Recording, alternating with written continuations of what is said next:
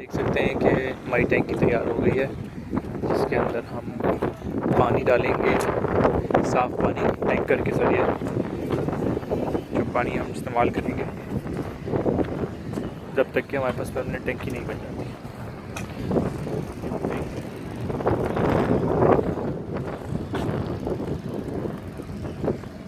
ये हमारा शेड है, ये गार्ड रूम है, जो भी आप उसको कह लें।